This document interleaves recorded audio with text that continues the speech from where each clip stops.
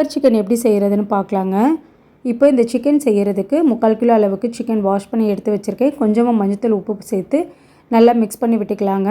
மசாலா வறுத்து அரைக்க 5 வரமிளகா, கொஞ்சமாக கருவேப்பிலை, 1 டீஸ்பூன், வரமல்லி 1 டீஸ்பூன், சீரகம் 3/4 டீஸ்பூன், சோம்பு 1 டீஸ்பூன், அரிசி 1 டேபிள் ஸ்பூன் அளவுக்கு சேர்த்துட்டு பட்டை, கிராம்பு, ஏலக்காய் எல்லாமே சேர்த்து இந்த அளவுக்கு நல்லா ட்ரை ரோஸ்ட் பண்ணி எடுத்துக்கலாங்க. இந்த அளவுக்கு பொடி பண்ணி எடுத்துக்கலாம். இப்போ நம்ம கொஞ்சமாக எண்ணெய் சேர்த்துட்டு 2 பெரிய வெங்காயம், கொஞ்சமாக கருவேப்பிலை, வெங்காயம் வதங்கினதுக்கப்புறம் இஞ்சி பூண்டு பேஸ்ட்டு கொஞ்சம் சேர்த்துக்கலாங்க. 1 தக்காளி நல்லா பொடியாக நறுக்கி சேர்த்துட்டு தக்காளி நல்லா வதங்கினதுக்கப்புறம் நம்ம ஊற வச்சுருந்த சிக்கனையும் சேர்த்துக்கலாங்க. சிக்கன் வேகிறதுக்கு 1/4 டம்ளர் அளவுக்கு தண்ணி சேர்த்துக்கலாம்.